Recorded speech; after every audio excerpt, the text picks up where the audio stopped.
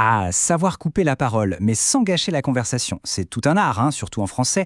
Que ce soit en pleine réunion de travail à la Défense ou, vous savez, lors d'un dîner entre amis sur une jolie terrasse parisienne, bien maîtriser l'interruption polie, c'est une compétence absolument essentielle. Alors, on va décortiquer ensemble 9 phrases clés pour maîtriser cet art avec tact et élégance. On a tous vécu ça, n'est-ce pas? Quelqu'un qui monopolise la conversation, et nous, on a une info super importante à partager ou une question qui ne peut pas attendre. Alors comment on intervient sans passer pour une personne malpolie? C'est tout le dilemme, et on va l'explorer avec une petite scène qui, je pense, va beaucoup parler. Allez, imaginez la scène. Quelqu'un se lance dans un très long monologue sur sa journée. Le réveil, les bouchons, le récit n'en finit pas, et on sent bien que le moment d'aborder notre propre sujet, qui est peut-être urgent lui, il s'éloigne de plus en plus. On attend une ouverture, une petite pause pour intervenir, mais rien. Et voilà le résultat. Une information importante, ici un insecte dans les cheveux, c'est assez parlant, n'a pas pu être partagée à temps. C'est l'illustration parfaite du problème. Une petite interruption bien menée aurait tout changé. Voyons donc comment on peut mieux gérer ce genre de situation. Ok, on commence par les fondamentaux. Les 2 premières phrases qui vont suivre, ce sont les plus directes et honnêtement les plus universelles. Ce sont vraiment les outils de base à avoir dans sa boîte à outils de conversation.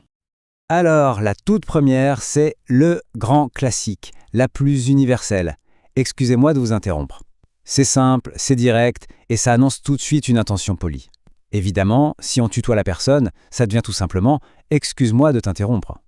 On se projette en réunion. Un manager est en train de présenter un projet, mais il manque une donnée capitale qui doit être partagée là, maintenant. Lancer un « excusez-moi de vous interrompre, mais j'ai une information importante à ajouter », c'est à la fois respectueux et super efficace. Maintenant, pour une touche un peu plus raffinée, un peu plus chic, on peut utiliser « permettez-moi de vous interrompre ». Le mot-clé ici, c'est « permettre ». On ne s'excuse pas seulement, non, on demande l'autorisation. Ça ajoute une couche de déférence qui est très appréciée dans les contextes plus formels. Son utilité est évidente. Par exemple, dans un autre scénario de réunion, imaginez 2 collègues qui discutent entre eux en aparté. Pour recentrer l'attention de tout le monde sans les brusquer, un « permettez-moi de vous interrompre, mais cette information est importante pour tout le monde » est une manière très diplomate de reprendre le contrôle. Bien, maintenant passons à des phrases un peu plus spécifiques. Celles qu'on n'utilise pas juste pour interrompre, mais avec un objectif bien précis en tête. Soit pour obtenir une clarification, soit pour enrichir la conversation. Là, l'approche est plus subtile, plus stratégique. Au lieu d'affirmer qu'on va interrompre, on formule ça comme un besoin personnel. Est-ce que je peux vous poser une question? C'est une façon très douce de faire pivoter la conversation vers un point qui, pour nous, a besoin d'être éclairci. Prenons un exemple tout simple. Pendant une présentation, il manque une information essentielle. C'est la phrase parfaite. L'intervention n'a pas pour but de contredire, mais simplement de mieux comprendre.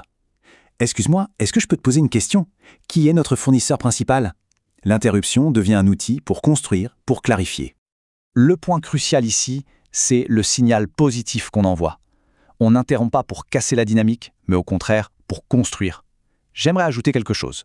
L'utilisation du conditionnel « j'aimerais », ça adoucit énormément l'intervention. Des variantes comme « puis-je ajouter quelque chose » marchent tout aussi bien sûr. Bon, là on passe au niveau supérieur. Interrompre pour exprimer un désaccord. C'est sans doute la situation la plus délicate, celle où le choix des mots est absolument critique pour ne froisser personne et maintenir une bonne relation.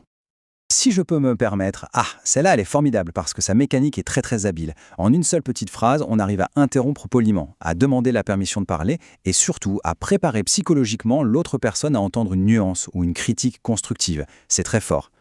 Mettons-nous en situation. Un collègue présente des chiffres qui nous semblent incorrects. Au lieu d'un « c'est faux », bien frontal, on peut glisser avec beaucoup plus d'élégance. Si je peux me permettre, nos études ont montré que ce n'est pas tout à fait vrai. La critique est là, mais elle devient constructive, pas agressive. La différence entre ces 2 formules est fascinante. D'accord, mais c'est purement logique. On valide l'idée générale, puis on apporte une nuance, un contre-argument. Je comprends, mais c'est de l'empathie. On valide le sentiment de la personne avant de présenter son objection. Le premier parle à la tête, le second parle au cœur. Et cet exemple le montre parfaitement. Un ami se plaint de sa fatigue. On ne nie pas ce qu'il ressent, au contraire on le valide « je comprends que tu as mal dormi ». Et ensuite seulement on enchaîne avec le « mais » qui nous recentre sur l'objectif, mais il faut vraiment rester concentré. C'est une interruption qui est pleine d'empathie.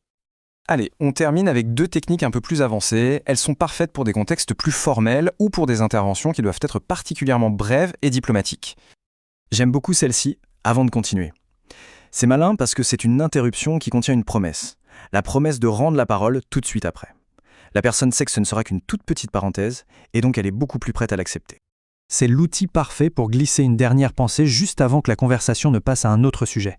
Au moment où quelqu'un dit « Bon, passons au point suivant », on peut intervenir « Juste avant de continuer, j'aimerais ajouter une petite remarque. C'est net, c'est précis, c'est efficace. » Alors là, attention, on entre dans un registre très soutenu avec « sauf votre respect ». C'est vraiment l'équivalent formel de « d'accord, mais ». On l'utilise pour marquer un désaccord tout en montrant une très grande déférence, typiquement envers un supérieur hiérarchique. C'est vrai que c'est plus courant au cinéma ou dans les livres, mais c'est une formule intéressante à connaître. Voilà, après ce petit tour d'horizon, il est temps de rassembler ces 9 expressions. Les voir tout ensemble, ça permet de bien visualiser la richesse de cette boîte à outils de la conversation. Alors, pour résumer, on a les bases directes et polies comme « excusez-moi » et « permettez-moi ».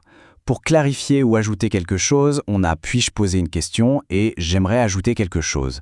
Pour exprimer un désaccord avec tact, on peut choisir entre le logique « d'accord, mais » et l'empathique « je comprends, mais ». Et enfin, pour les interventions plus fines, il y a « avant de continuer » et le très formel « sauf votre respect ». Au final, le plus important, c'est de choisir le bon outil pour la bonne situation et la bonne personne. L'art de l'interruption, ce n'est pas juste prendre la parole. C'est enrichir la conversation, la rendre plus fluide et plus respectueuse. La prochaine fois, au lieu de rester en silence ou de couper la parole brusquement, il y aura l'embarras du choix. Le vrai défi maintenant, c'est de sentir quelle phrase utiliser au bon moment.